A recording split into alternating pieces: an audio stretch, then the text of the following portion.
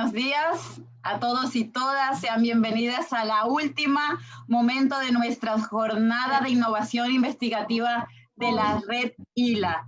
Les agradecemos completamente su participación, su apoyo, y queremos hoy cerrar unos 3 días de reflexión, no sin antes decirles que las gracias es indispensable. ¿Por qué? Porque en este momento en el que yo creo que es a nivel global, los seres humanos hemos sentido la vulnerabilidad en nuestro cuerpo, en nuestra alma.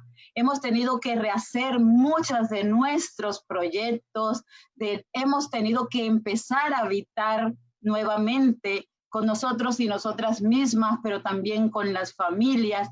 Queremos entonces decir que desde este concepto de vulnerabilidad hemos encontrado nuevas redes, nuevas formas de hacer nuestras cosas, nuevas reinvenciones, y por ello yo creo que quienes hoy hemos estado resignificando desde antes de la pandemia, pero ahora y seguiremos reivindicando la necesidad de visibilizar el cuidado, la necesidad de visibilizar estas vulnerabilidades humanas, creo que es importante para ello decir que si no fuesen por estas redes humanas, que hoy si bien estamos confinados, pero en la primera temporada decíamos estamos confinadas mas no silenciadas, y en esta segunda temporada estamos diciendo en nuestras fronteras vivimos tiempos de crisis, pero también de esperanza, porque sabemos desde allí que estas redes que se llaman redes transnacionales, redes de afectos, redes de cuidado,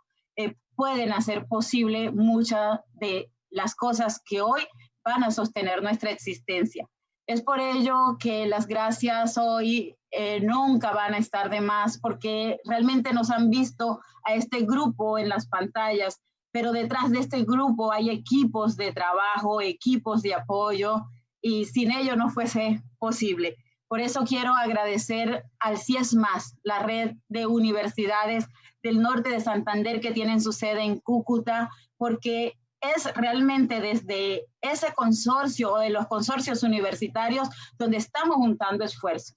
Yo creo que nos queda una lección para la pandemia, y es decir, la manera como estábamos viviendo los capitalismos, pero los neoliberalismos que también se inquistaron en la academia, no era el camino. El camino es juntarnos para consolidar procesos de reflexión conjunta, porque si algo está claro es que vamos a seguir necesitando nuestros sistemas educativos para resignificar hoy, no desde el discurso de las competencias, sino el discurso de la construcción comunitaria, mucho sentido. Por lo tanto, estar aquí hoy desde la educación, es decir, tenemos sentido, le vamos a dar valor al sentido. Por ello, las gracias a todo el cuerpo de docentes, profesores que nos hemos juntado para la reflexión, los grupos de investigación que hoy nos participan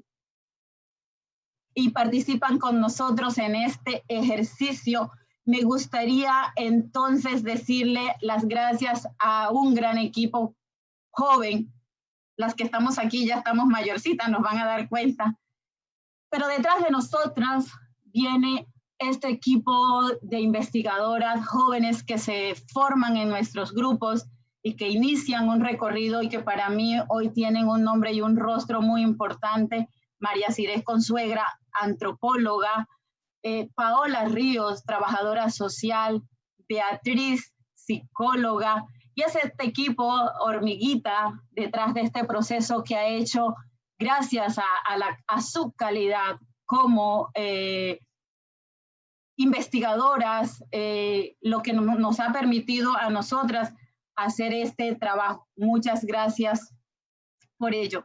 Me gustaría entonces darle las gracias a nuestros egresados y egresadas que nos han seguido continuamente, y es importante decirle, aunque ya se fueron de nuestras universidades, ahí están acompañándonos, no solo desde la cercanía, sino desde la formación continua que están teniendo con nosotros. Me gustaría darle un saludo muy especial, porque sé que conectarse desde Cuba muchas veces es bastante complejo, pero nuestro grupo de Úrsula Ciamaranta de la Universidad de las Artes en Cuba, que nos está acompañando y nos está ahí siempre habilitando nociones para mejorar.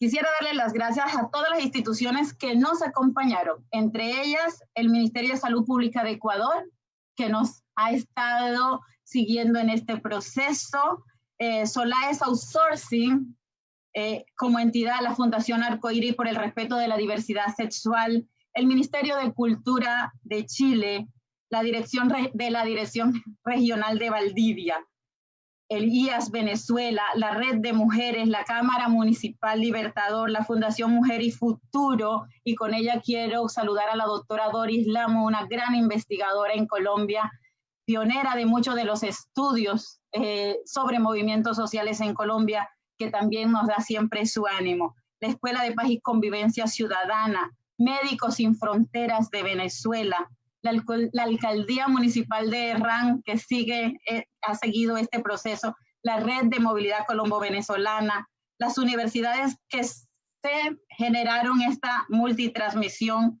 como la red, como la CUT, la Universidad Francisco de Paula Santander, la Universidad de Caldas, la Universidad de Pamplona, la Universidad Federal de Roraima en Brasil, que tiene a sus estudiantes en este seminario, la Universidad Central de Venezuela, la Universidad de Guadalajara, la Universidad de Sapiencia en Roma, que nos está siguiendo, el SENA, la Universidad Sergio Arboleda, la Universidad de Sherbrooke, la Corporación Universitaria del Caribe SECAR y la Universidad Católica de Cuenca.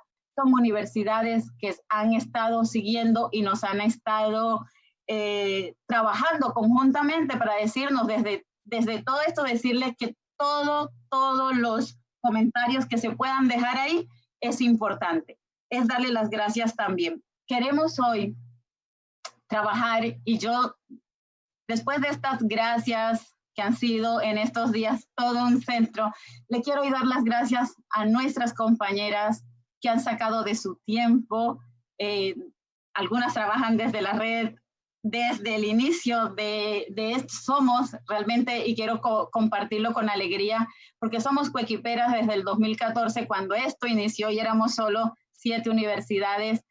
La doctora Alejandra Urbiola, que nos acompaña desde Querétaro, la doctora Marta Cecilia Ruiz, que nos acompaña hoy desde Quito, Ecuador, Rimian Vallejo, nuestra gran compañera, que hoy viene a contestar la gran pregunta que se está planteando varios días de lo que es remesas invisibles.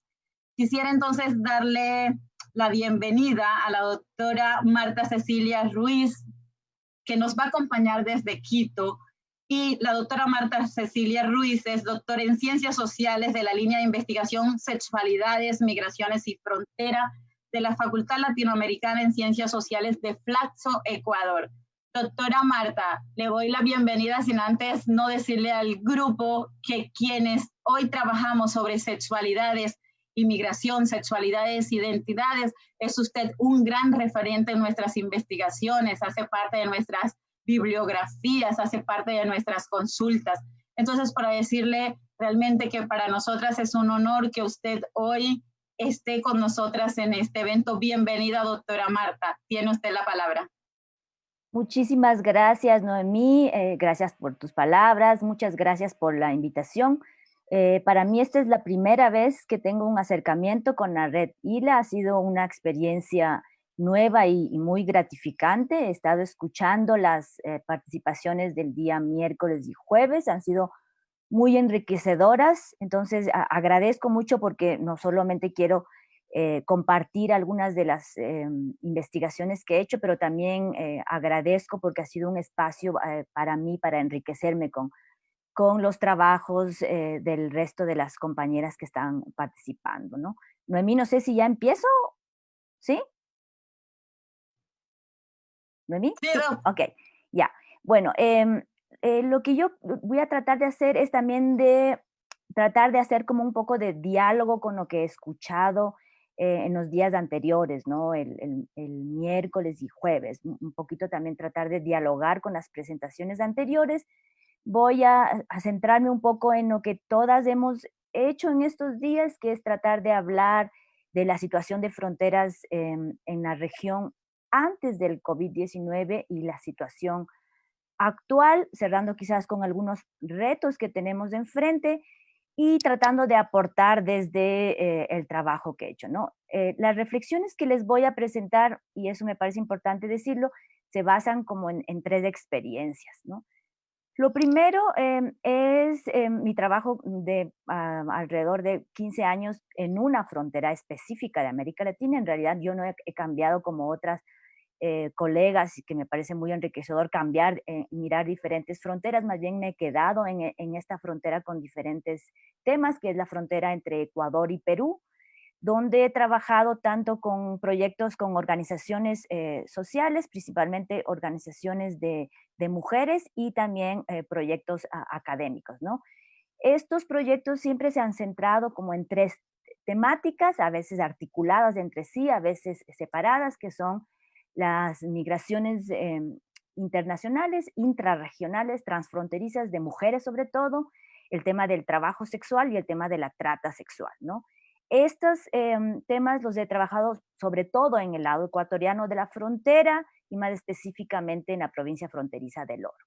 De estos proyectos, el que yo creo que más me ha ayudado a conocer las dinámicas complejas que se viven en las fronteras ha sido una larga investigación etnográfica sobre las experiencias de migración y trabajo de mujeres peruanas y colombianas que están en el comercio sexual de esta provincia ecuatoriana que es el Oro, ¿no? Lo segundo en lo que me voy a basar es un estudio, un mapeo muy, muy reciente en el que participé como parte de un proyecto que todavía está en construcción, se llama COVID-19, Movilidades e Inmovilidades en las Américas. Es un proyecto emprendido por alrededor de unos 30 académicos y académicas interesados tanto analítica como políticamente en la cuestión migratoria y que en marzo pasado, cuando ya todos los países de la región entraron en emergencia sanitaria y cuarentena, empezamos a pensar y a sondear qué está pasando con personas en situación de movilidad. Con esto me refiero inmigrantes, emigrantes, refugiados, refugiadas, personas en tránsito. ¿Qué está pasando con estas personas en tiempos de inmovilidad? ¿No? El mapeo se realizó en 15 países de las Américas, digo, esto incluye Estados Unidos, Canadá, también 3 países del Caribe, países de Norteamérica, Centroamérica y Sudamérica, y incluyó la situación de las fronteras, que es uno de los, específicamente el tema en el que yo aporté. Y lo tercero en lo que me apoyo es una revisión crítica de la literatura sobre fronteras, ¿no? Tanto otras investigaciones etnográficas en otras zonas de frontera, especialmente de América del Sur, pero también análisis que no son etnográficos, estudios que no son etnográficos, pero son bastante recientes y con un enfoque muy crítico que han hecho sobre todo académicos y académicas que trabajan en el tema migratorio desde la geografía crítica, la sociología y las ciencias políticas. Entonces, en eso me voy a basar, a centrar. Yo empiezo solo muy brevemente mencionando que yo parto de una noción de frontera que intenta escapar de visiones dicotómicas que todavía marcan la idea de frontera, y con esto me refiero a que se suele pensar las fronteras o como algo que separa o como algo que une, ¿no? O como un paso o como un muro, o como espacios de flujos o como espacios de restricciones o como esta institución, digamos, impenetrable, como el muro, ¿no? Y violenta por su poder de controlar y ordenar, o más bien se ve como algo que va desapareciendo o va a desaparecer pronto por los procesos de integración que actualmente existen, y aquí tenemos siempre el referente de la Unión Europea. Entonces, trato de escapar de estas, digo, visiones dicotómicas y más bien entiendo la frontera como un campo de tensión, ¿no? Y con esto me refiero a que es un espacio de movilidades y controles al mismo tiempo, de oportunidades y restricciones, de violencias, abusos, pero también es un espacio de luchas, de desafíos, de resistencias. Y incluso iría más allá y siguiendo algunos autores, veo la frontera no solamente como un tema de estudio en sí mismo, ¿no? Sino como un ángulo epistémico para investigar otros temas, otros procesos marcados por la globalización y la regionalización. Las migraciones es uno de estos temas, ¿no? Entonces, enfoque epistémico que nos brinda un ángulo privilegiado para mirar justamente lo que antes mencioné, las tensiones, los intersticios que están o que caracterizan a las fronteras y a las situaciones fronterizas y que nos evitan hacer estos análisis a veces en dicotomías, en blanco y negro, ¿no? Y aquí entre paréntesis digo, estos análisis dicotómicos que a veces caracterizan temas como las migraciones de mujeres, el tema de la prostitución, el trabajo sexual, la trata, también vistos a veces en blanco y negro. Entonces, más bien con este enfoque de campo de tensión intento escapar de esas dicotomías. Bueno, entonces empiezo. La situación de las fronteras antes del COVID, y aquí quiero resaltar dos ideas. Una es el histórico abandono que ha habido por parte de los estados centrales y más concretamente, con esto me refiero a que la presencia estatal en zonas de frontera ha estado centrada en una lógica de defensa del territorio y la seguridad nacional, una lógica que da prioridad al control, ¿no? Y se preocupa muy poco por políticas de inclusión y de protección social, ¿no? Y esto se ha debido a que hay una idea de las fronteras como lugares abandonados, con poca gente, poco poblados y además peligrosos. Entonces, las políticas han sido, como digo, defensa y control y poco inclusión y protección social. ¿Y esto a qué ha llevado? A lo que ya se ha dicho mucho en estos 2 días anteriores, que es el tema de que las fronteras tienen niveles especialmente altos de pobreza, necesidades básicas insatisfechas, desigualdades, trabajo informalizado y precarizado, ¿no? Y a partir de eso tiene también una serie de problemáticas sociales que constantemente se están resaltando cuando hablamos de fronteras, ¿no? Violencia, delincuencia común y organizada, como el narcotráfico, el tráfico de armas y personas, la trata de personas. Todos estos problemas que suelen ser hipervisibilizados al hablar de las fronteras, ¿no? Son presentados muchas veces como si vinieran de fuera, de actores externos, y sobre todo, me parece al menos en la zona andina se resalta mucho esta idea de los criminales, de las mafias criminales que han creado como toda esta violencia, ¿no? Y ciertamente sí existen estos grupos criminales, pero lo que yo quiero resaltar aquí es la idea de que estos problemas sociales se originan en primer lugar y se sostienen por ese abandono histórico y las desigualdades estructurales que son especialmente fuertes en zonas de frontera y donde el Estado ciertamente tiene responsabilidad por el abandono, ¿no? Entonces, aquí, insisto, me parece que cuando hablamos exclusivamente de redes criminales, estamos quitándole la responsabilidad que ha tenido el Estado en la desatención de las zonas de frontera. Desatención, por ejemplo, en temas de educación y salud, ¿no? Ahora esto es sumamente grave con el tema del COVID. Si ya América Latina tiene una infraestructura en salud, una infraestructura pública en salud que es sumamente precaria, en las zonas de frontera esto es todavía peor, ¿no? Y eso ciertamente ha significado que no se pueda atender adecuadamente a las personas contagiadas, ¿no? Otro problema son, que también es común en toda América Latina, en ciudades del interior, pero que es especialmente fuerte en fronteras, son los trabajos informales, inestables y desprotegidos, ¿no? Los niveles, por ejemplo, si se mira en fronteras, suben estrepitosamente, ¿no? Los niveles de trabajo informalizado y cuando se habla de mujeres todavía más. En algunos casos duplican, ¿no? Duplican los niveles de trabajo informal, ¿no? Y hay zonas de frontera, por ejemplo, en el Ecuador, que tienen niveles de trabajo precarizado que casi golpea a toda la población, ¿no? Me refiero, por ejemplo, que el 80% de las mujeres en ciertos lugares de frontera están en trabajos informalizados, inestables, precarizados, explotados, ¿no? Estos trabajos informales incluyen tanto actividades que son bastante toleradas, incluso legalizadas, y también incluyen actividades al margen de la ley o directamente prohibidas, ¿no?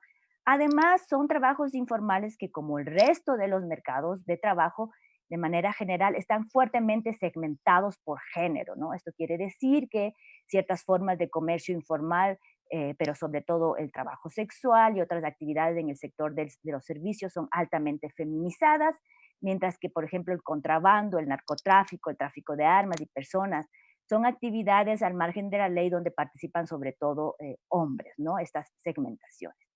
Entonces, esta era la primera idea que quería resaltar, las desigualdades estructurales, el abandono, la falta de políticas de inclusión y protección social.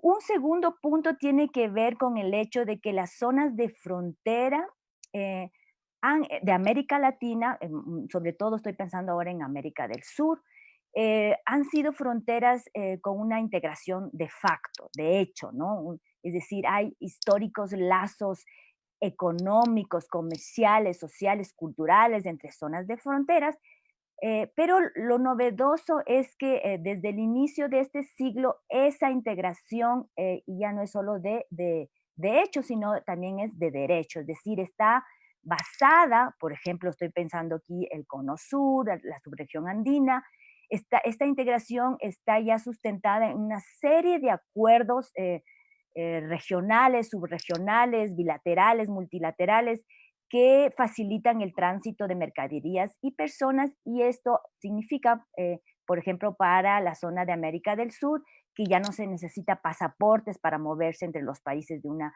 subregión, tampoco se necesita visas de turismo, lo que ha facilitado y además ha motivado a muchas personas a moverse dentro de la región, porque resulta mucho más fácil que moverse a países de, que han sido tradicionalmente receptores de migrantes como Estados Unidos, Canadá, por ejemplo, ¿no? Entonces, por eso también se podría explicar por qué hay un altísimo número de mujeres moviéndose dentro de la región, movimientos intrarregionales y también movimientos transfronterizos, ¿no? Como se ha dicho en estos días, un gran número de estas mujeres además se mueven de manera autónoma, eh, y lo que yo he encontrado en mis investigaciones es que se mueven a veces solas, pero gran parte se mueven junto con otras mujeres, ¿no? Parientes, amigas, etcétera. Entonces, esta integración que se ha ido reforzando en las leyes va acompañada, sin embargo, de nuevos controles, ¿no? Resulta un poco paradójico y a veces contradictorio, pero el tema es que lo que ha pasado y lo que pasaba hasta antes de la pandemia era que había esta tensión, estas contradicciones entre la libertad, ¿no? Circular, pero al mismo tiempo nuevos controles, porque aquí hay que tener claro que moverse libremente a través de la región y de la subregión no implica necesariamente que haya una libertad para residir o que haya una libertad para trabajar en un país vecino, ¿no? Para trabajar en un país vecino ya se necesitan ciertos papeles, ciertos permisos, se necesita pagar ciertos valores, ¿no? Entonces, por eso muchas personas lo hacen de manera irregularizada, informal, ¿no? Entonces, antes de la pandemia había esta libertad de movimiento con nuevos controles que se estaban dando, ¿no? Y estas nuevas medidas de control, me refiero, por ejemplo, a que hay mayor vigilancia, ¿no? Con un mayor uso de la tecnología, ¿no?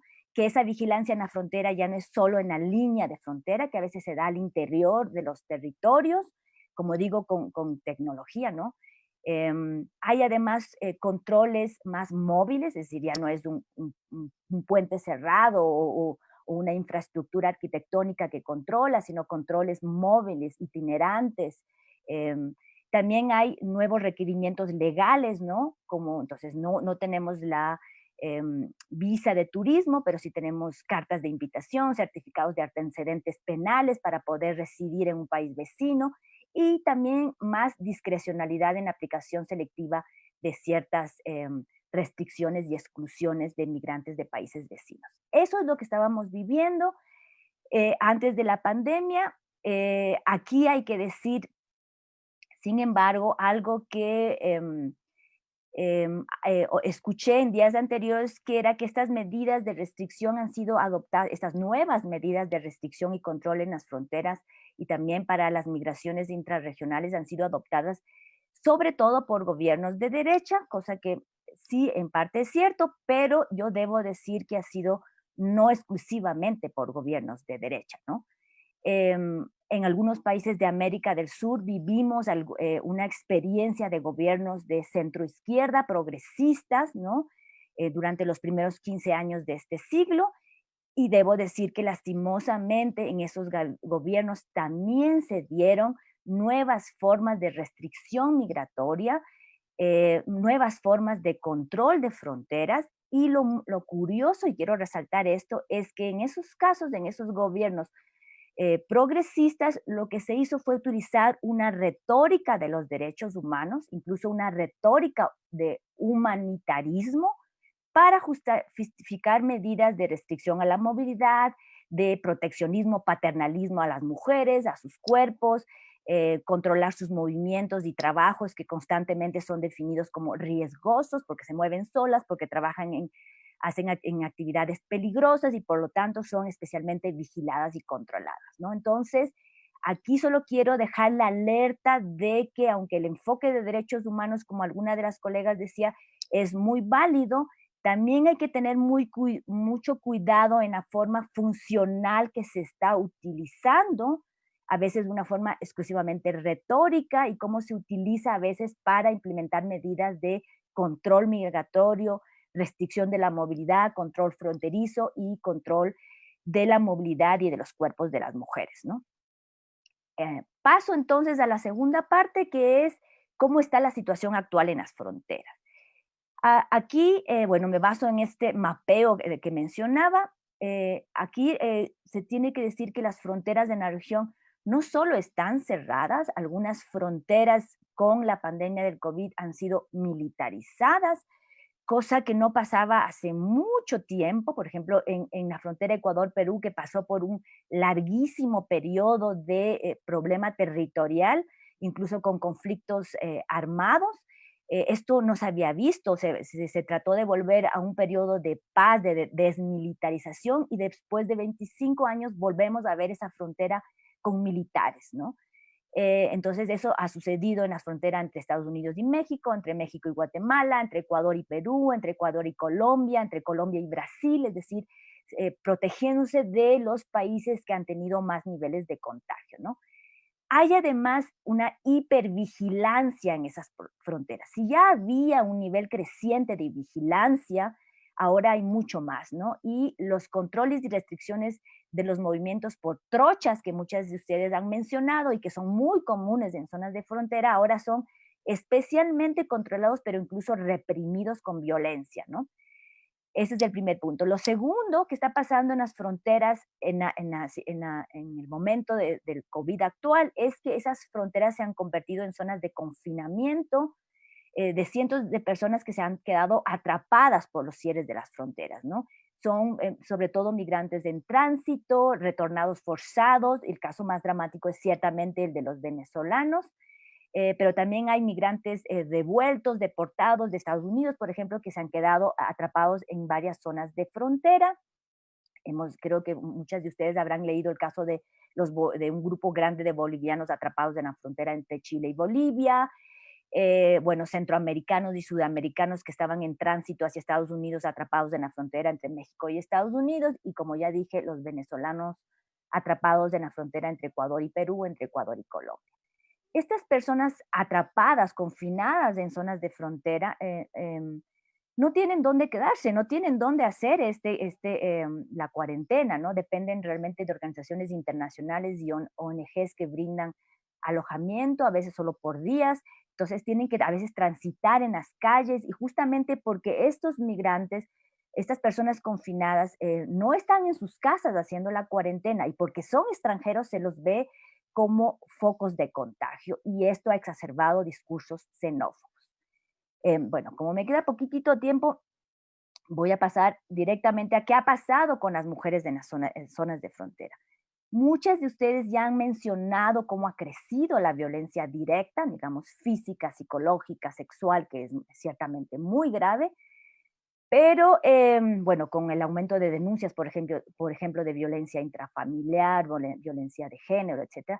Pero yo quiero referirme a otro tipo de violencia y que es una situación muy preocupante para las mujeres, y es la situación de vulnerabilidad o vulnerabilización, mejor diría, de mujeres que en su calidad de trabajadoras informales, de trabajadoras que viven de ingresos diarios, como las comerciantes informales, las trabajadoras sexuales, meseras, cocineras, que perdieron sus trabajos o que no pueden trabajar porque los negocios donde trabajaban están prohibidos de abrir, como restaurantes, bares, por ejemplo, ¿no? No pueden salir a vender en la calle como solían hacer porque no se les permite.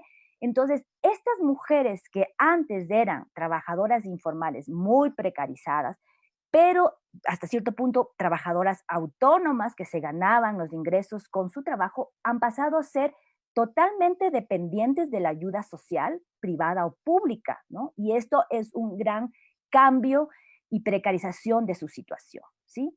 Más aún, habría que decir que estas mujeres, sobre todo las mujeres migrantes, circulares, temporales, irregularizadas, estas mujeres no cumplen el perfil para ser beneficiarias de las limitadas ayudas que brindan los gobiernos en países latinoamericanos. ¿Sí?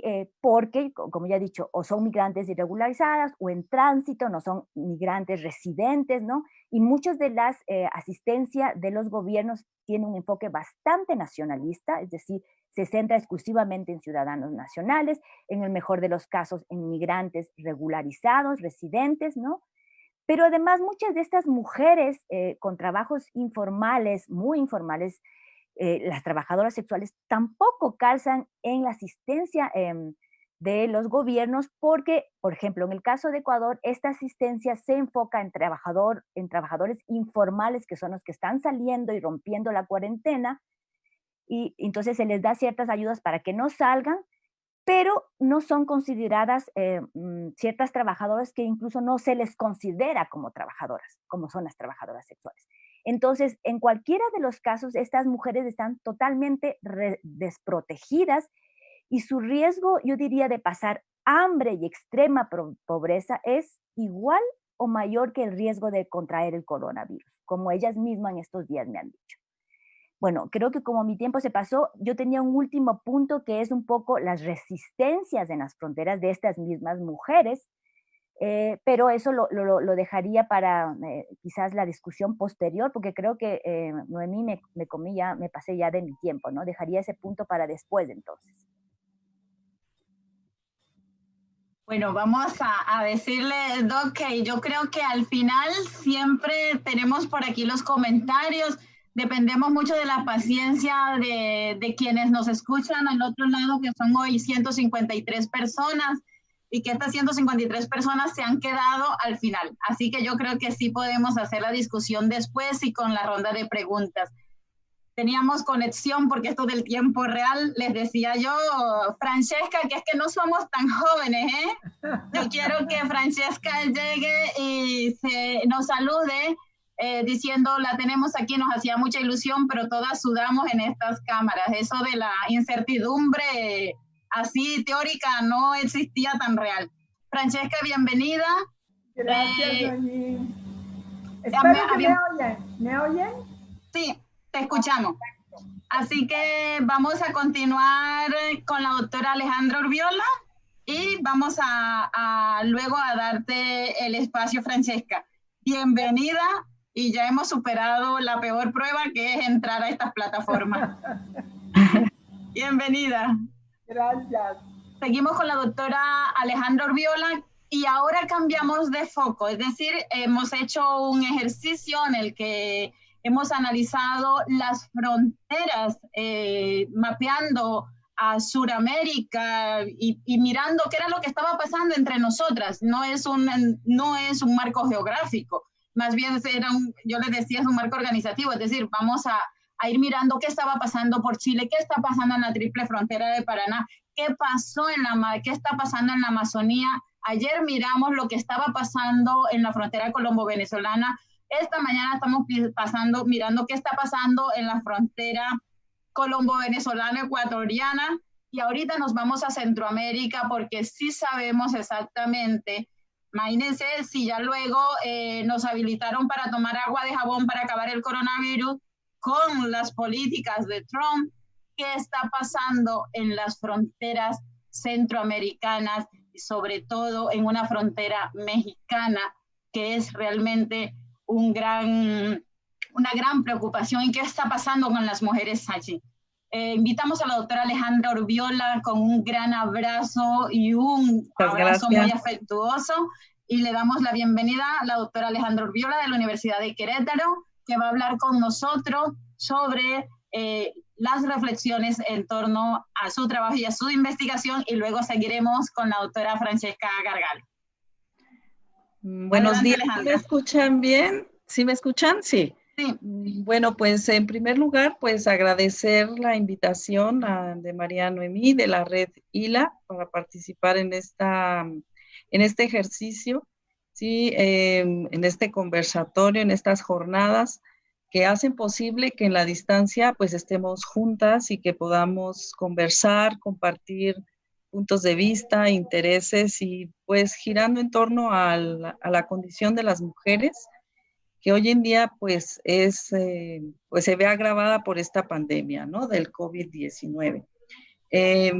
Quisiera hablarles un poco sobre las investigaciones que nosotros estamos teniendo ahorita, que estamos llevando a cabo en la Universidad Autónoma de Querétaro. No sin antes aclarar que teníamos una investigación de pues prácticamente para llevarse a cabo en Colombia, que ha sido pospuesta hasta el año que viene, justamente por la pandemia, ¿no? Entonces podemos ver cómo, pues, estos tiempos en los que a veces uno decide hacer cosas, pues se ven modificados por estos imponderables. Entonces, con respecto a las investigaciones en Querétaro, Querétaro es un estado que está en el centro de la República Mexicana. Y con respecto a la migración, en primer lugar, nosotros pensamos investigar la relación entre la demanda agregada y el crecimiento, desarrollo económico. Es decir, de qué manera, por ejemplo, la migración como un proceso que genera recursos a través de las remesas podía tener un impacto en esta demanda agregada, en el consumo, la inversión, el gasto gubernamental y las exportaciones netas. En un principio pensamos también abordarlo desde un marco teórico, digamos, neoclásico, donde tenemos un sujeto pues, racional que tiene información sobre los pros y contras de su proceso migratorio, también donde se toma una decisión muchas veces aislada y donde lo demás aparentemente no está, ¿no? Entonces nosotros encontramos que estas teorías pues no nos explicaban lo que sucedía, por ejemplo, con la familia extensa. Aunque dentro del grupo de teorías neoclásicas nosotros encontramos, por ejemplo, la teoría de la nueva economía, que también tiene que ver con las familias, o sea, incluye a la familia, pero desde una perspectiva también muy instrumental, hasta pues teorías, por ejemplo, que hablan pues de los circuitos migratorios. Y quisimos entonces explorar otro grupo de teorías que tenía que ver más con el contexto y no tanto con esta condición económica del sujeto racional, ¿no? Y esas del contexto tenían que ver con, pues, por ejemplo, la dependencia, las teorías del capital social, la teoría de las redes y las teorías de la causación acumulativa.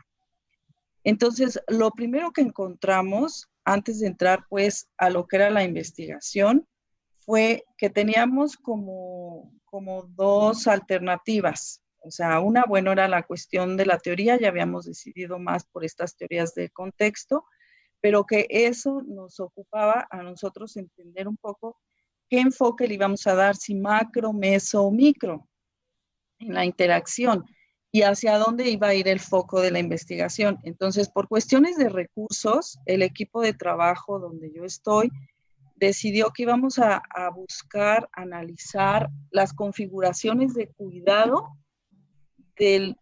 dentro de las familias que están, familias transnacionales, que de alguna manera tienen un pariente que ya está en este circuito migratorio México-Estados Unidos, que está en tránsito, o que es un retornado, ¿sí?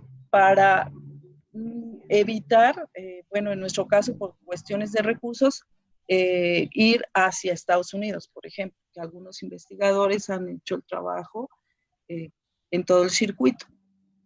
Entonces, a partir de ahí, nuestro enfoque fue hacia la familia, quitando pues esta teoría de la nueva economía, de las migraciones o de los mercados duales, o sea, estas que les digo que tienen más un enfoque teórico neoclásico, y abordando más desde el punto de vista de las redes o lo que se construye como capital social o cómo se utiliza en la comunidad. Entonces, eso fue lo primero. Lo segundo que a mí me gustaría también aclarar un poco es que nuestro interés era explicar un poco el porqué de la migración. Nosotros partimos en términos generales de las explicaciones de Ravenstein, pero no eran suficientes para el caso de Querétaro y seguramente para muchos otros casos en América Latina. Es decir, nosotros atravesamos en Querétaro, es decir, la región de lo que es considerado el Bajío, por una serie de etapas de desarrollo económico acelerado que hicieron posible pues que los niveles de crecimiento del Producto Interno Bruto fueran altos, que se desarrollara pues la región como un corredor industrial, por ejemplo, hasta hoy en día, y que tenemos el estado, pues si se compara con otros, como de un desarrollo medio o alto, con sí zonas de exclusión, pero no tantas zonas de exclusión si lo comparamos con otros lugares. Y el municipio que nosotros abordamos, que es Huimilpan, es un municipio que colinda con la zona de mayor desarrollo en la entidad, donde hay empleo y donde ya se había hecho una investigación previa sobre los cambios en las condiciones de mujeres en familias extensas cuando se detonaba el crecimiento de la región, el crecimiento industrial.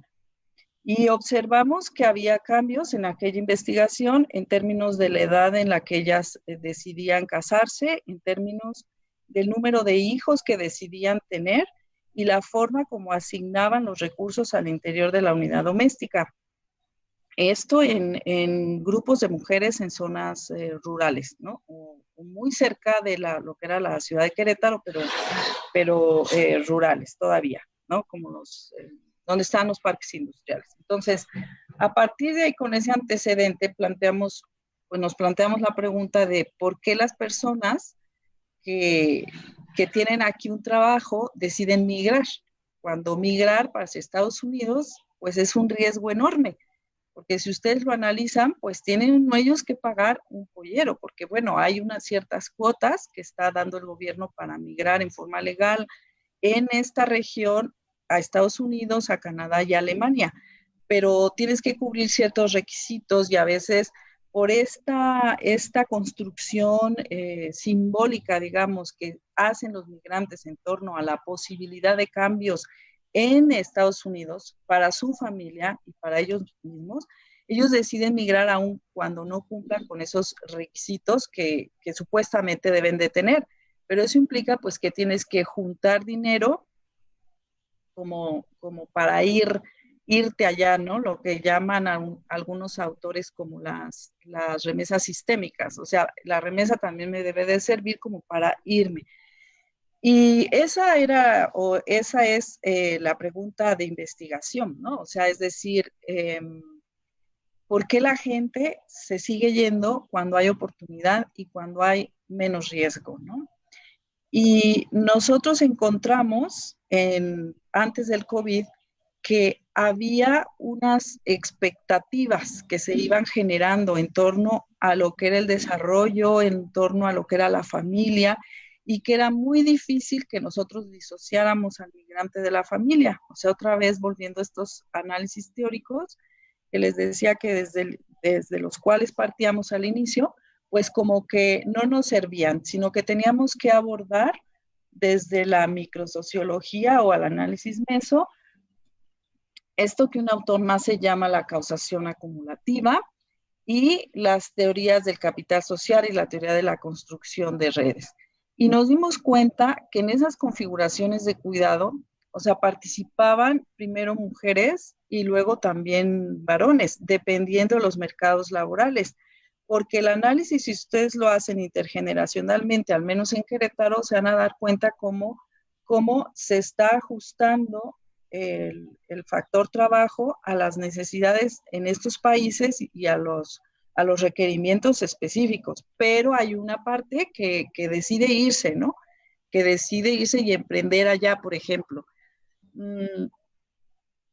Ante esta situación, bueno, nosotros también pensamos que habría que como centrarnos en cómo se utilizaban las remesas y si estaban recibiendo las familias suficiente atención, aunque fuese no, digamos, no permanente, o sea, no, en esta migración, en el circuito migratorio, la velocidad a la cual las personas regresaban comenzó a espaciarse porque se cambiaron las leyes y Trump hizo más difíciles las cosas y hubo muchas detenciones. Entonces, el uso, por ejemplo, de los medios de comunicación, del celular, de las redes, hace posible esta copresencia simbólica entre los miembros de la familia. Y tenemos varios estudiantes, algunos de doctorado que están estudiando pues a través de modelos econométricos los efectos en, por ejemplo, los emprendimientos, volviendo a esto de la demanda agregada.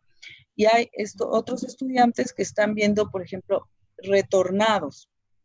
O sea, ¿qué pasa con estas personas que por lo mismo que hace Trump, que los regresan o ya deciden regresarse y que ya no pueden irse o que cada vez el riesgo pues es mayor? ¿Y qué pasa en las familias, no? O sea, en las familias que son las que al final contienen y cómo se van modificando estos acuerdos que se dan.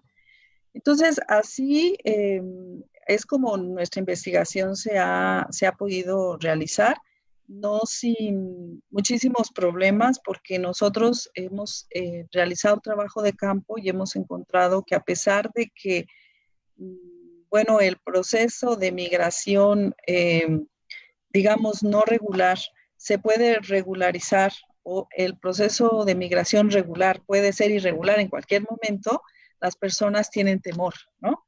A platicar, tienen temor a expresar. Y bueno, esto también ha servido para que nuestros estudiantes que son del área de economía, porque bueno, se me olvidó decir eso al principio, yo vengo de una facultad de contaduría y administración y mi formación es en economía, entonces pues un estudiante de economía es como difícil llevarlo a hacer trabajo cualitativo, enfrentarlo a una realidad que está más allá de las listas del INEGI o las páginas que puedan revisar y los modelos que son pues muy fáciles de hacer o difíciles, no sé, depende del modelo, pero que cuando lo enfrentas a la realidad, pues es algo que a veces no pueden manejar, ¿no? Entonces hemos tratado también dentro de nuestras universidades de hacer visible. Estamos hablando de la UAC y de la UAM, que también tenemos un colaborador en Xochimilco, de hacer visible el trabajo cualitativo en estas facultades y de buscar esta perspectiva de género que muchas veces es rechazada pues en automático, ustedes lo saben, ¿no? Entre ciertos colegas. ¿Ok? Y bueno, como aquí se ha hablado mucho sobre lo de las fronteras, yo quisiera terminar esta corta intervención con qué hemos platicado nosotros del COVID, de la pandemia. Cuando ustedes hablan de frontera,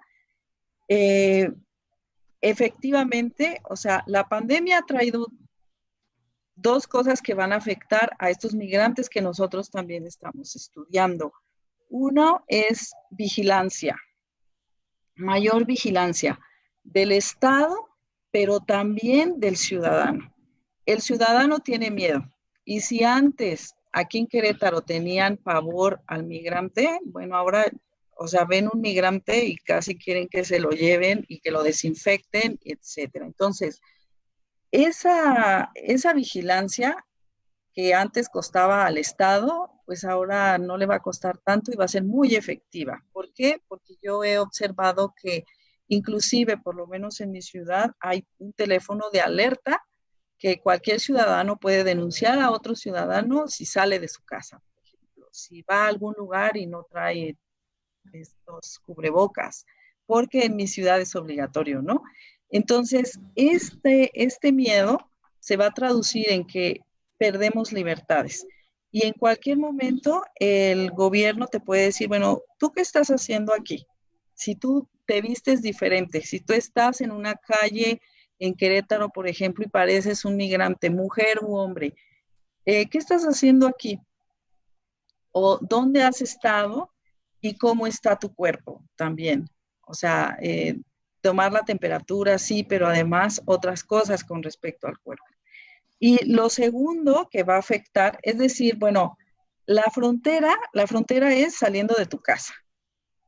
Ahí está ya la frontera, porque cualquiera que te vea diferente, pues te denuncia.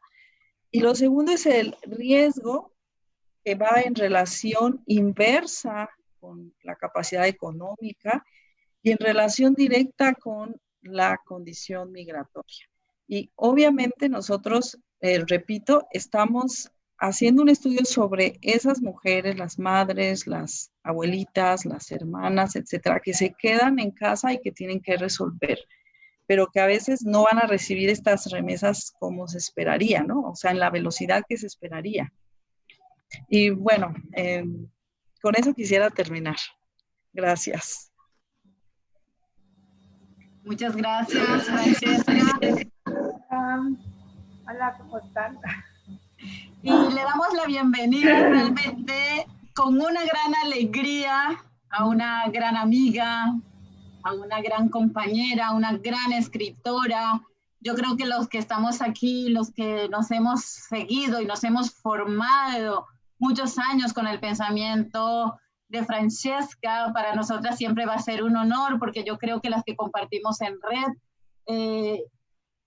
yo creo que no tememos, ¿verdad?, decirnos que aquí hay maestras, y cuando nosotros conocemos a nuestras maestras, y es el cariño con el que yo quiero presentar a Francesca, porque es una gran maestra, una gran amiga, un gran alma migrante italiana, asentada en México, con una hija preciosa que está en Roma, ¿verdad? Y con una madre en Italia, por lo que yo creo que ella está viviendo, y sobre todo ha sido una gran analista de las fronteras latinoamericanas, pero europeas y africanas, y entonces yo creo que ella nos va a decir, mientras la don Alejandra nos explicó desde cómo se están haciendo los marcos desde la academia, cómo se está viviendo en el cuerpo y cómo se está viviendo en las zonas de fronteras donde tú has estado siempre trabajando y sobre todo habitando. Bienvenida, Francesca, que para nosotras es una gran alegría que hoy compartas nuestro panel junto con el equipo de la doctora Alejandra, Marta, Ineida y Rimia. Hola, muchísimas gracias por invitarme. Perdonen, soy una analfabeta con las computadoras, me tardé muchísimo en entrar, pero me encantó escuchar a Marta, Cecilia y a Alejandra. Y ayer también me gustó muchísimo poder escuchar a Masaya y a Chayana, después se me cayó el conecte y no fui capaz de reconectarme. Bueno, yo soy una analista, no sé, pero soy una cruzadora de fronteras, eso sí, porque generalmente viajo por tierra, detesto los aviones, detesto el asfalto, soy una feminista ecologista en este sentido, muy desde la práctica de la vida cotidiana. Si tomo aviones para ir a Europa es porque ya no hay barcos, si no yo viajaría en barco. Entonces, a fuerza de cruzar fronteras, yo puedo darme cuenta de que los macrodiscursos muchas veces hablan de ciertos problemas en la frontera y en la práctica cotidiana esos son otros. Por ejemplo, pues, los grandes tráficos de la frontera Ecuador, Colombia, a mí se me revelaron como tráficos de suelas de zapatos, porque la suela de zapato colombiana es mucho mejor que la ecuatoriana, y los artesanos entonces hacen fayucas y usan migrantes que van y vienen constantemente en el trabajo agrícola, que no ha desaparecido entre nuestros países. Pero desde hace muchos años, por motivos de amistad, por motivos de interés, por motivos de historia académica que después se vuelve historia de vida, mis relaciones son entre México y Centroamérica, además que con Colombia. Y en la situación del COVID yo no he podido regresar a la zona de fronteras. Mantengo una comunicación constante con Belice, que es un país de escasísima migración hacia México. La migración hacia Estados Unidos se hace casi toda por avión o por barco. Y la verdad que los beliceños ganan más que los mexicanos en el trabajo cotidiano, por lo tanto no migran hacia México, a menos que no vengan a estudiar, y generalmente después se regresan. No es México y no es el camino por México el lugar de tránsito común de las poblaciones beliceñas, pero sí lo es de todos los otros países centroamericanos. Y bueno, en enero estaba en Chiapas, todavía me entrevisté con una mamá y una hija hondureña, con la cual estuve dialogando, y me contaba del incremento de problemas para el tránsito, en parte porque, bueno, Honduras es una dictadura, eso hay que decirlo con todas sus letras, aunque después del golpe de Estado se hayan dado procesos electorales. ¿Y por qué es una dictadura? Porque al final de cuentas los asesinatos de dirigentes políticos, y sobre todo sí ligados a la vida indígena y a la vida ecológica, quedan impunes, como es, o si son perseguidos porque hay presión internacional, como en el caso del asesinato de Berta Cáceres, juegan en una situación en que se arresta a alguien, después se les suelta. Hubo un momento que no se soltaban todos los presos de las cárceles, pero sí se querían soltar, por ejemplo, la gente que había sido apresada por la denuncia del caso del asesinato de Berta. En fin, y en una dictadura, la primera causa de emigración no es económica. La primera causa de migración es la violencia. La violencia empobrece a la gente, eso es clarísimo. Empobrece a la mayoría de las personas, sobre todo aquellas que están acostumbradas a una producción colectiva o semicolectiva, es decir, donde hay una parte de la economía que viene del intercambio de servicios y de bienes, y también de trabajo. Se intercambia el trabajo. Yo puedo trabajar en tu finca cuando tú vendrás a trabajar a la mía.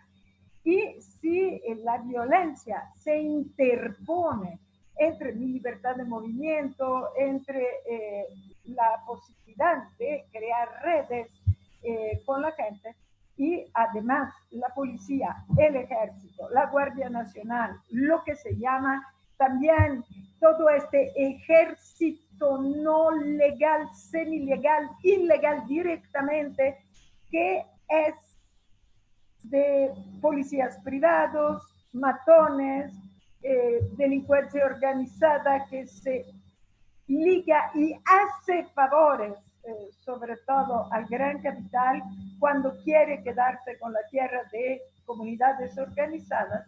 Entonces, esta violencia puede provocar éxodos masivos, así como migraciones decididas en lo personal. Y este doble juego, donde lo personal, no solo lo familiar, es importantísimo, pero lo personal juega, pone en evidencia las características también patriarcales de la violencia. Entonces, bueno, esta mamá hondureña con una hija de 6, 7 años, obviamente me estaba diciendo que no solo había tenido que cruzar Guatemala, que es un país que ahora se está sumando a espalda de México para proteger la frontera estadounidense de la llegada del centroamericano. Por lo tanto, no solo tenemos una primera país cojín, que es México, que es un país expulsor de gente migrante, que a su vez es un país por el cual transitan migrantes que provienen del área centroamericana y a través del área centroamericana de todo el resto de América del Sur y de África y Europa del Este. Entonces, bueno, no solo está México, sino que a espalda de México hoy también está Guatemala. Es decir, también la policía guatemalteca ha empezado a frenar el flujo de los migrantes hacia la frontera mexicana, y desde la frontera sur mexicana hay todo un aparato para intentar impedir la llegada de los migrantes centroamericanos, de las migrantes centroamericanas hacia el norte.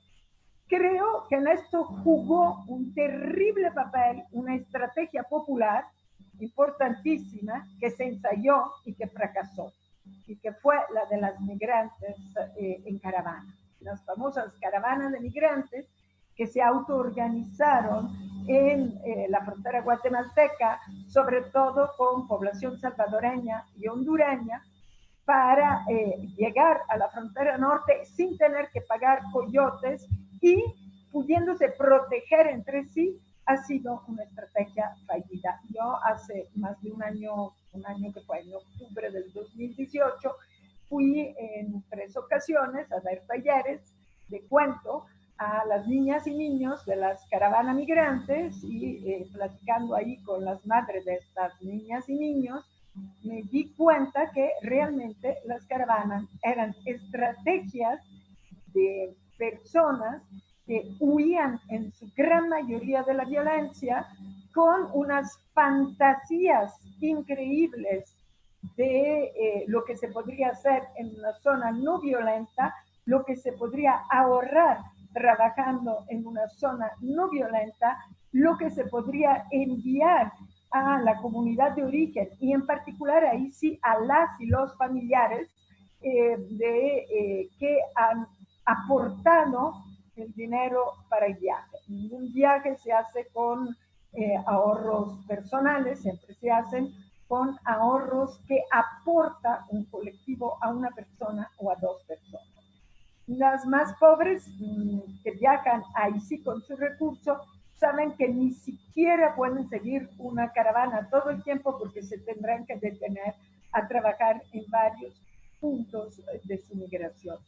Pero bueno, las caravanas migrantes fueron un gran fracaso. Porque Sonora las bloqueó, ¿sí?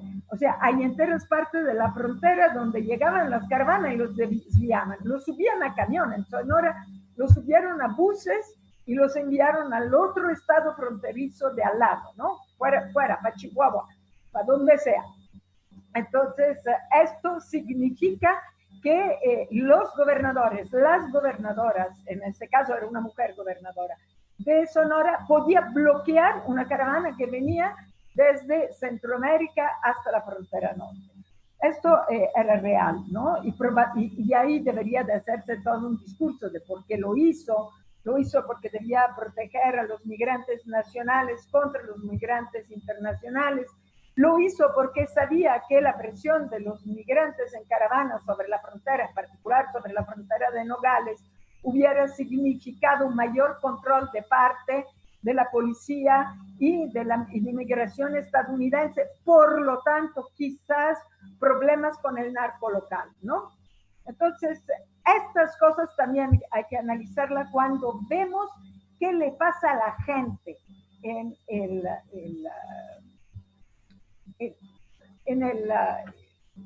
el proceso de migración. ¿Qué define un migrante? Un migrante lo define el hecho de que se está moviendo, ¿sí? Se mueve de un lugar para otro, se mueve también de una realidad a la otra. Hoy las y los migrantes están bloqueados.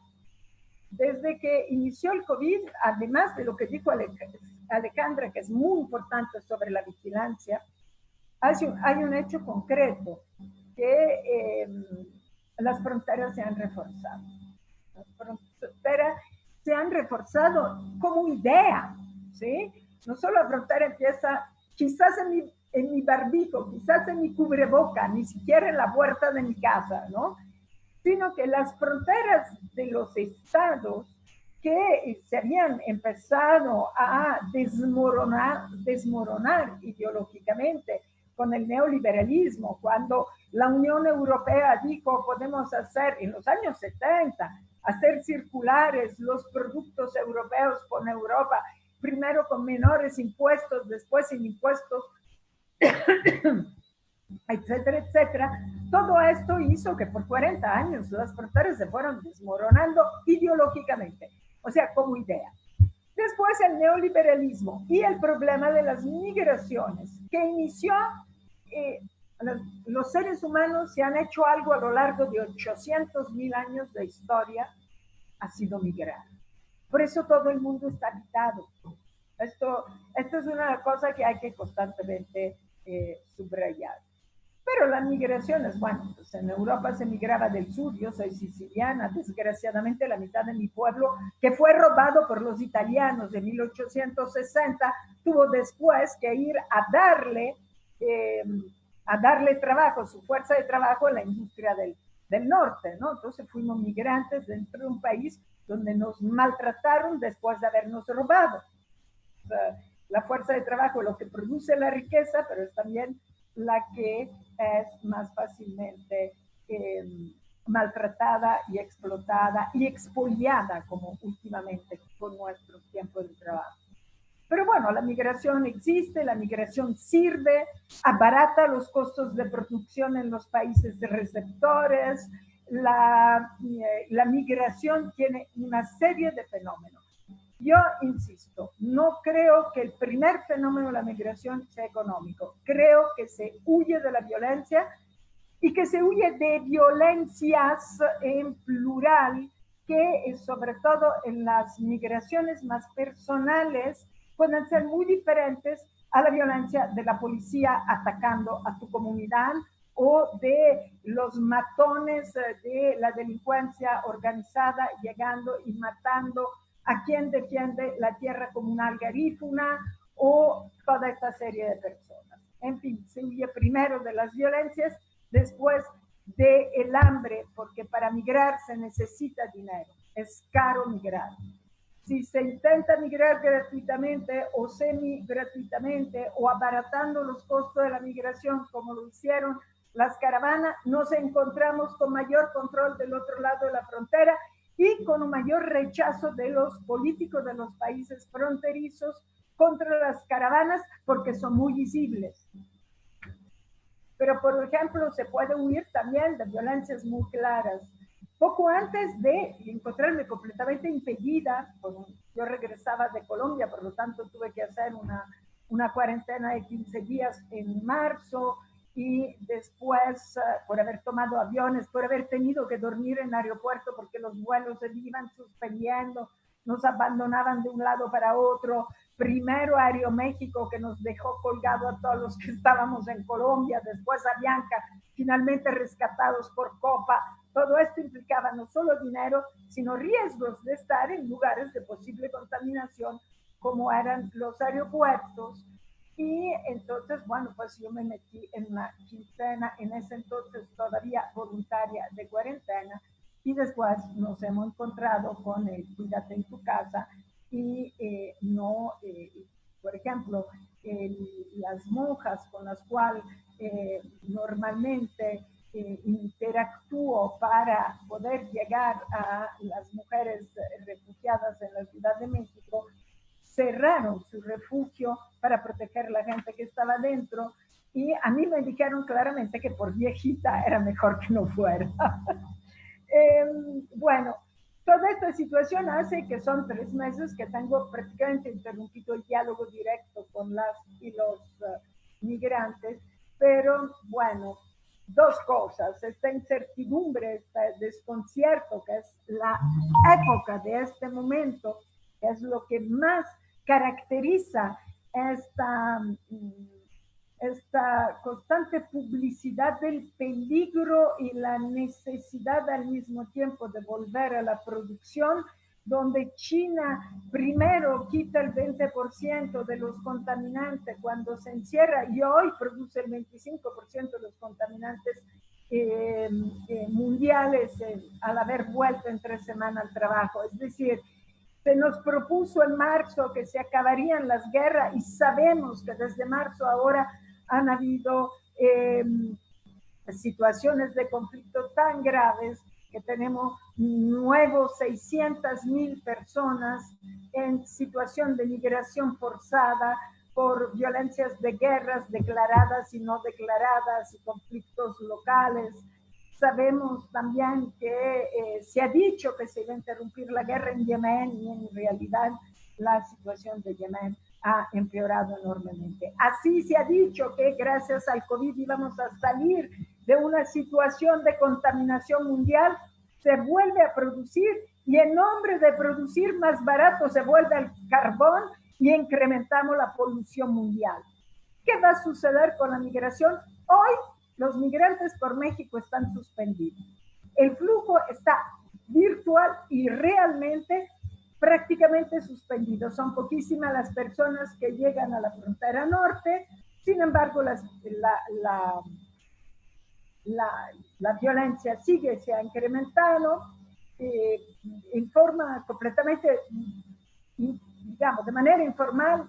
Se me dijo que el precio de un coyote ha subido entre diciembre, que yo estaba en Sonora, ahora, que me lo dijo por teléfono una amiga, de $5,000 en diciembre, ahora vale 12,000, lo cual, pues, evidentemente, a menos que no se tenga la seguridad de que al otro lado haya un trabajo, una red que me meta inmediatamente en el trabajo, también reduce mis posibilidades de viajar.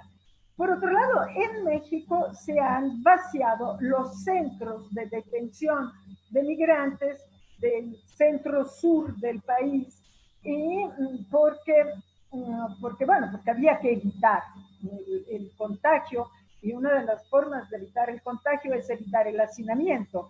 Y entonces muy bien se vaciaron los centros. Hay muy poca gente que pidió quedarse porque no tiene con qué comer, que no tiene dónde dormir, pero este vaciamiento de los lugares no fue hecho a través de un método. Te doy 90 días de permiso momentáneo para quedarte en México, que equivalen a una demanda de asilo. Si tú pides asilo, después no te puedes mover de la zona. Entonces, a la vez vaciaron los centros de detención de migrantes, pero se les ancló legalmente a una zona donde además se deben de buscar la sobrevivencia.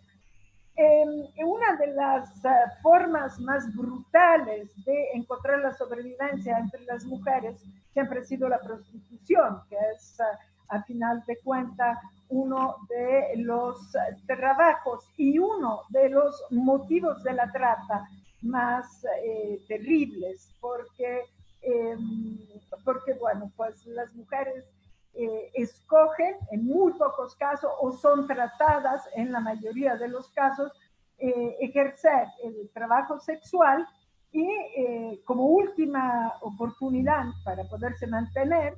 Y hoy, pues, efectivamente, el comprador del cuerpo de una mujer no está dispuesto porque tiene miedo al contagio. Y esto está creando también situaciones de, bueno, pues si llego a dar el paso hacia la prostitución porque no me queda de otra y me encuentro sin compradores de mis servicios sexuales o directamente de la explotación de mi cuerpo.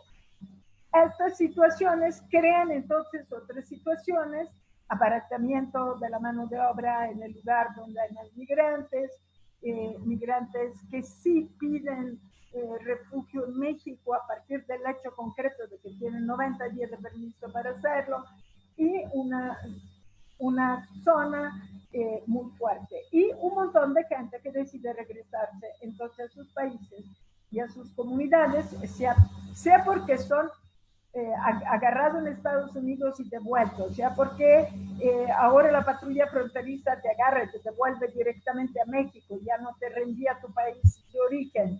O sea, por el motivo que sea, hay un montón de gente que ahora está regresando o es regresada a fuerza a sus lugares de origen y se encuentran con comunidades cerradas.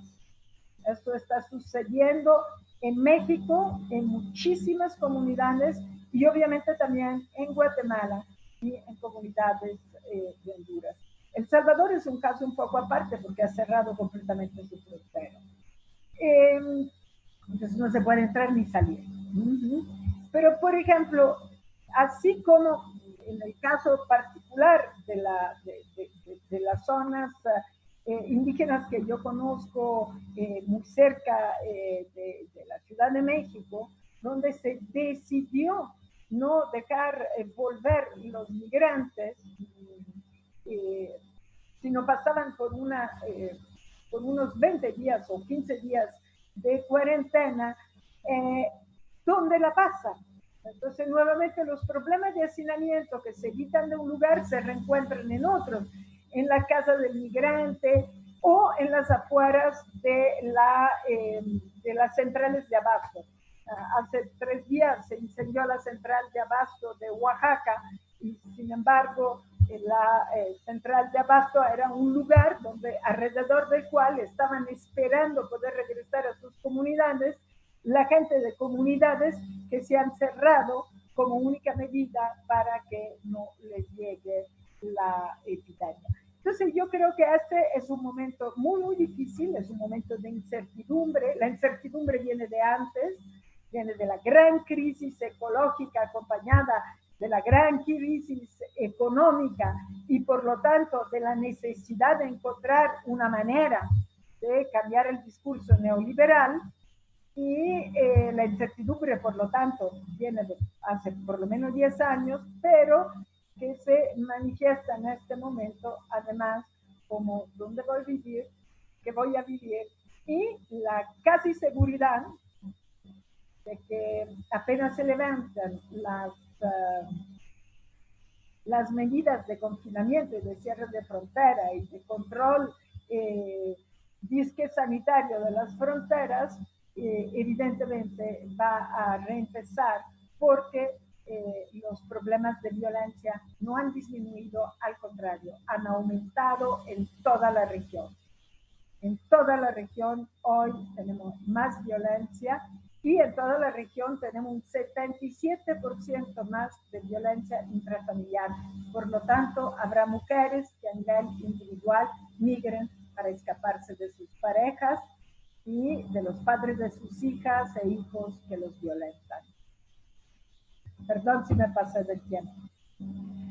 Muchas gracias, Francesca. De verdad te agradecemos todos y todas que nos estés dando tu gran experiencia, porque es como lo que has dicho tú, eres una cruzadora de fronteras y a pie, y las historias interminables que has tenido a lo largo de tu vida frente a esa experiencia es vital hoy para reflexionar sobre lo que va a pasar posterior conjuntamente, como lo hemos hecho con nuestras compañeras el resto del día, de los días que nos precedieron, y que les agradezco porque vamos cerrando hoy con una pregunta que ha sido constante en estos 3 días cuando hemos invitado a Rimian al inicio, y ella ha dicho que ella analiza también lo que son remesas y sobre todo remesas invisibles. Y ha sido interesante porque es la respuesta entonces que le vamos a dar a la comunidad sobre lo que es remesas invisibles. Posteriormente, que Rimian nos va a hacer nos va a dar esa respuesta. Vamos a ir cerrando con las precisiones que hace Neida desde Cúcuta, y ya últimamente, sobre todo, agradecerles a todas y todos que se estén quedando hasta el final, porque eso también nos pasó, que todas queremos seguir escuchando más. Adelante, Rimian. Hola, buenas tardes a todas. Muchas gracias por permanecer todavía aquí. Gracias a María Noemí, a Dayana y a todo su equipo por la invitación. y a la Universidad Simón Bolívar por permitirnos este espacio en el que podemos compartir, ¿no? El título del panel que hoy nos congrega, que hoy nos reúne, se llama Extrañando los senderos, rutas para la libertad, movilidad y derechos, ¿no?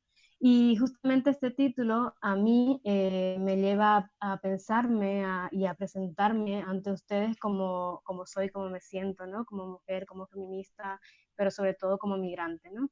Yo soy boliviana, pero llevo casi 12 años viviendo y residiendo en España, en Huelva, y pues justamente por la crisis sanitaria llevo ahora varios meses aquí en Bolivia, ¿no? En Bolivia recorriendo esos senderos sentimentales, emocionales, afectivos y familiares que tanto extrañaba y añoraba, ¿no? Así que esta experiencia para mí ha sido maravillosa, ¿no? Déjenme también contarles que del otro lado del charco yo inicié una investigación sobre los procesos migratorios de las mujeres bolivianas en España, ¿no?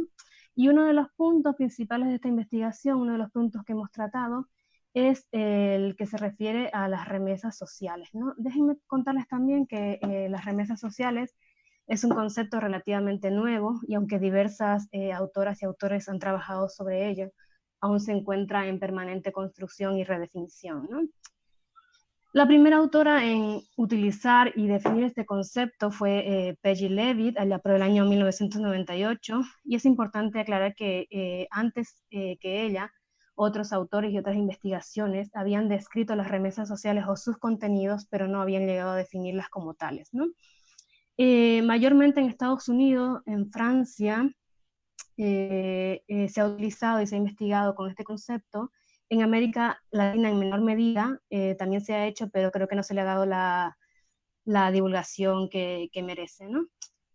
Entonces, les cuento que las remesas sociales son entendidas como las ideas, los comportamientos, las identidades y el capital social que fluyen desde la comunidad de destino hasta las comunidades de origen, ¿no? Estas remesas desempeñan un papel importante en la transformación de la vida social y política del país, ¿no? Con este concepto, la autora hace un gran aporte al campo de la investigación en migraciones, pues amplía la noción de remesas, que ya no se entienden solamente como puramente económicas o como monetarias, sino que va más allá de esas limitaciones y nos las presenta como recursos culturales intercambiables en un espacio transnacional de ida y de vuelta, ¿no? Una definición que definitivamente traspasa las fronteras puramente económicas de las remesas, ¿no? Estas remesas ponen en relieve el impacto social de la migración en ambos lados, puesto que los migrantes son personas que viven sus vidas en espacios transnacionales, ¿no? La autora también plantea el concepto de las remesas sociales para poner en evidencia que además del dinero, las personas migrantes transmiten ideas, comportamientos, transmiten cultura, transmiten práctica y transmiten sus nuevos conocimientos a sus lugares de origen, ¿no? Comentarles también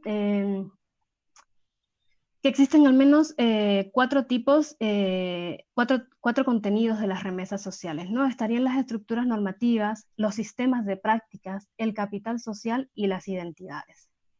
En este sentido, las estructuras normativas estarían constituidas por las ideas, valores, creencias, incluyen normas de relacionamiento y comportamiento social, nociones de responsabilidad familiar, normas de comportamiento en relación a edad y al género, principios de urbanidad, participación en comunidad y las aspiraciones de cambio social, ¿no? Podrían ser.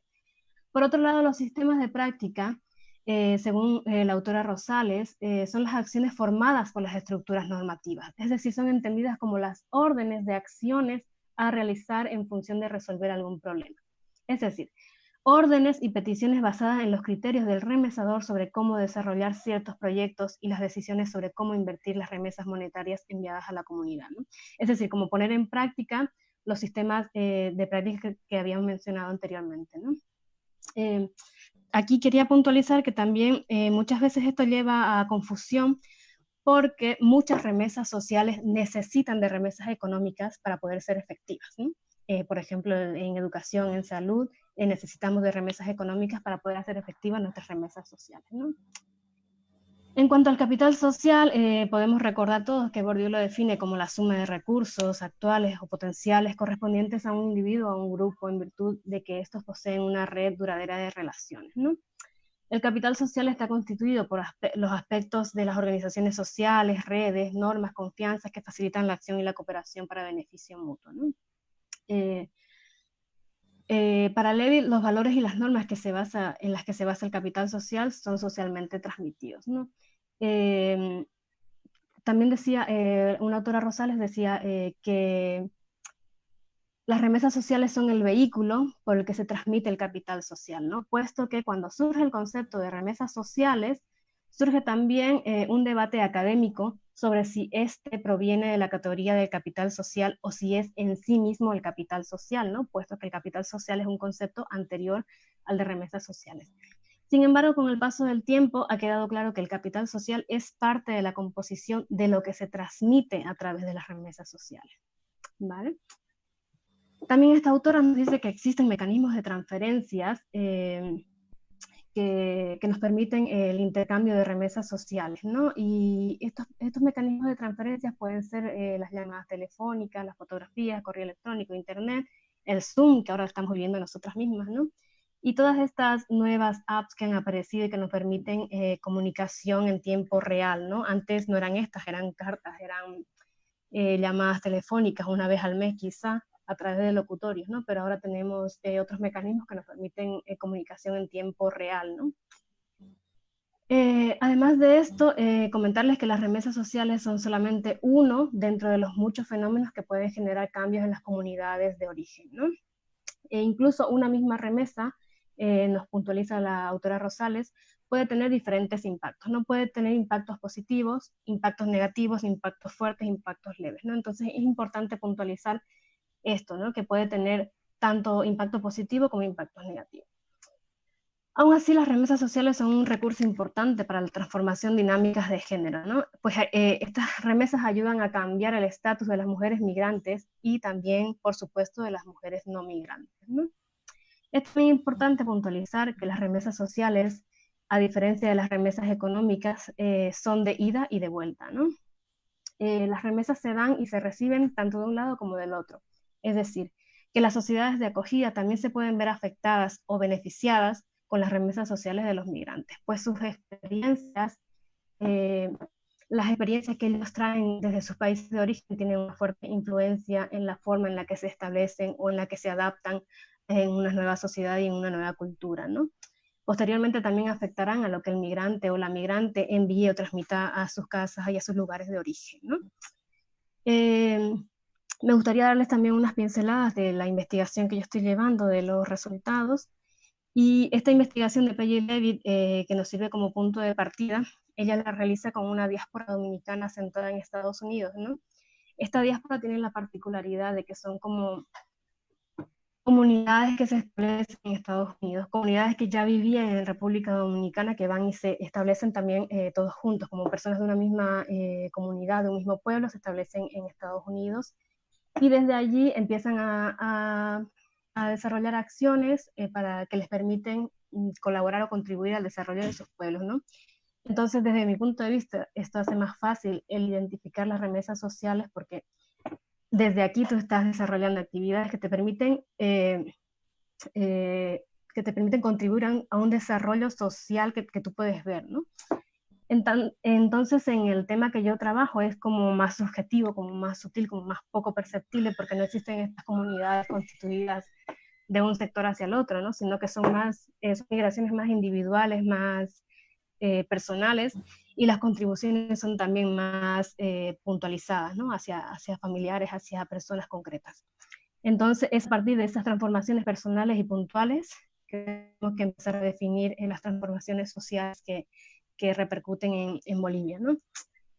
Entonces, también les cuento que en la investigación que yo hago, hemos desarrollado 3 entrevistas, una a mujeres migrantes que aún permanecen en su proceso migratorio, que aún permanecen en España, otro grupo es a mujeres migrantes retornadas que ya han pasado por la experiencia de volver al país, de volver a insertarse en esta sociedad que abandonaron hace tantos años, de volver a insertarse en las familias,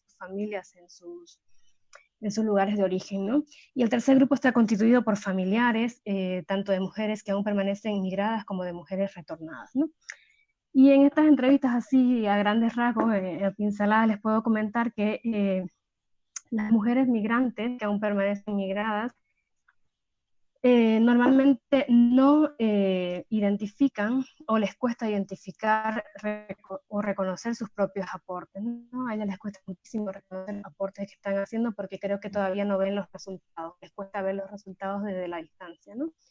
Sin embargo, las mujeres retornadas, sí, es verdad que sí, la mayoría identifica sus aportes, pero puede o pesa más en ellas el sentimiento de culpa por el abandono, ¿no? El tercer grupo, el de los familiares, reconoce sin duda el aporte recibido y los cambios generados, pero también prevalece el sentimiento de reproche por el abandono, ¿no?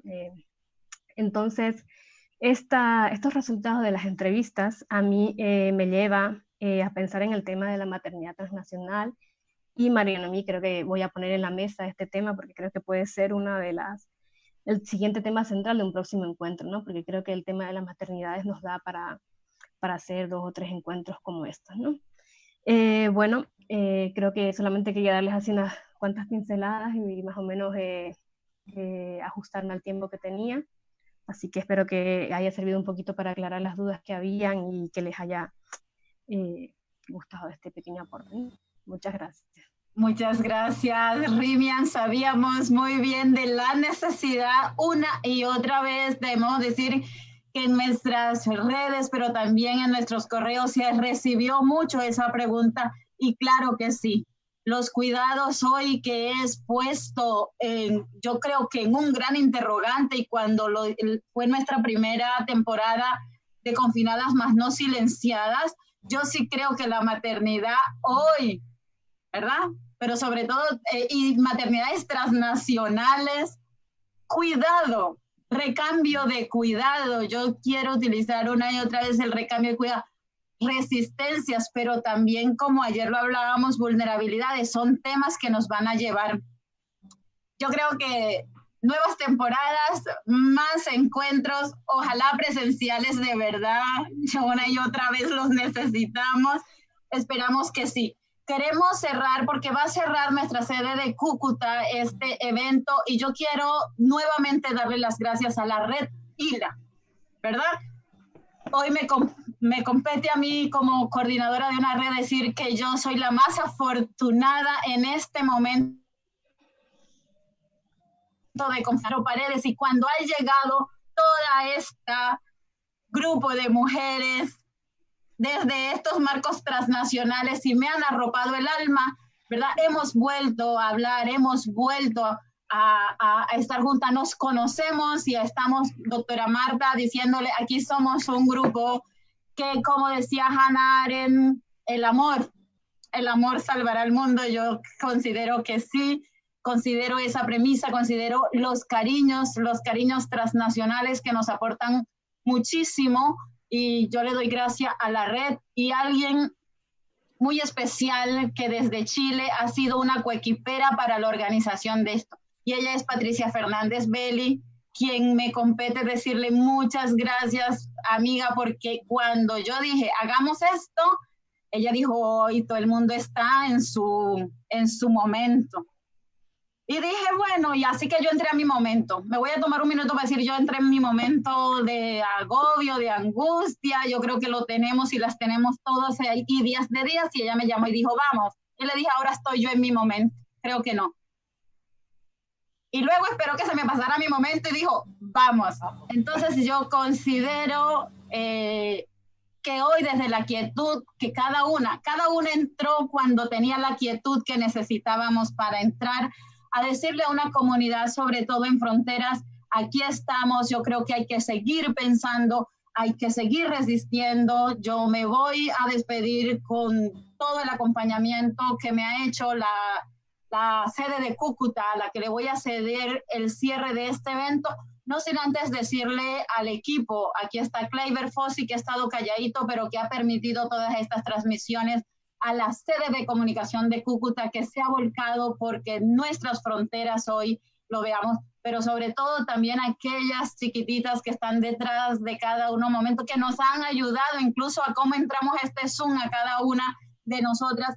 Ese es un equipo maravilloso y poderles decir que nos vamos en la primera temporada de Confinadas más no silenciada y nos vamos con una segunda temporada que sabemos que estamos en tiempos de crisis, pero también le vamos a poner mucha esperanza, porque las que estamos aquí vamos a seguir denunciando injusticia y esto no inició con la pandemia, lleva muchos años de nuestras denuncias y ahora yo creo que da mucho más elementos para seguir resistiendo. Muchas gracias desde el alma, los esperamos nuevamente, ojalá en otras jornadas de la red. Yo deseo que sean presenciales, pero si no serán presenciales, por lo menos ya nos hemos inventado este proceso. Gracias a quienes se han quedado hasta último momento, 134 personas acompañándonos 3 días y han sacado su tiempo, su esfuerzo y sobre todo han estado con la disposición del alma, que sabemos que en este tiempo el espíritu también hay que tensarlo para estos confinamientos, pero también un espacio para escucharnos y sostenernos los unos y los otros, y yo creo que esa es la grandeza de los seres humanos. Me despido desde aquí dándole a Neida el cierre institucional desde nuestra Universidad de la sede de Cúcuta. Muchas gracias a todos y todas y les esperamos ojalá el próximo año. Neida. Sí, gracias. Gracias, María Noemí. Ha sido una jornada de 3 días muy enriquecedora para todos y todas. Y visibilizar nosotros como Universidad Simón Bolívar, tanto sede Barranquilla como Cúcuta, enfatizar también que somos una universidad de frontera, que no somos indiferentes ante todas estas realidades que se han intercambiado durante estos 3 días.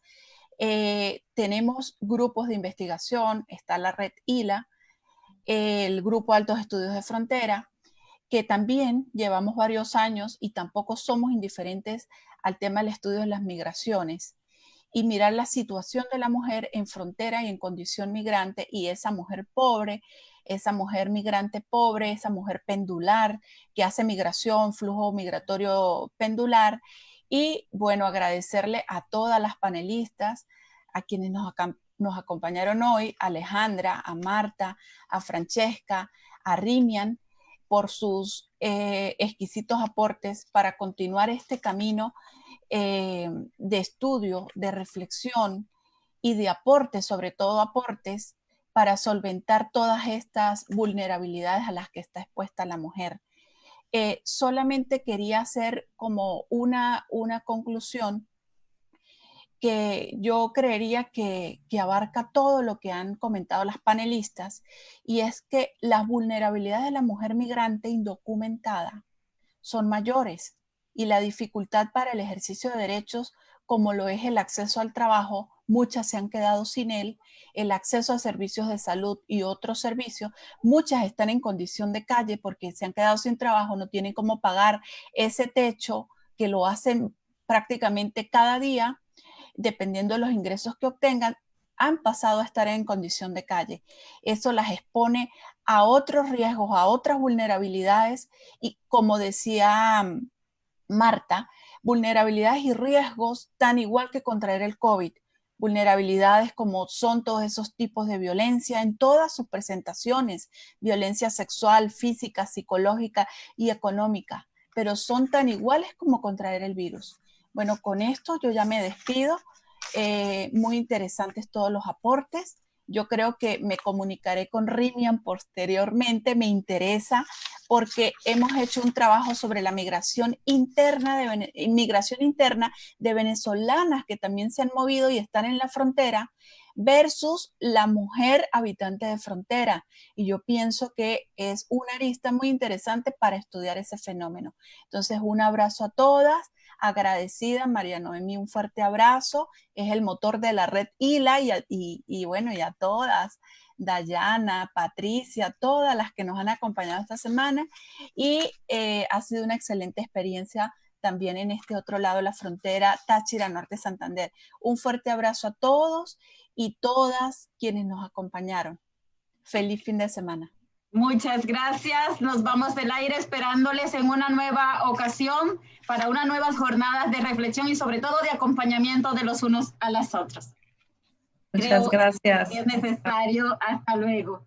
Gracias. Hasta luego. Chao. Hasta luego. Gracias. Adiós. Nos fuimos de la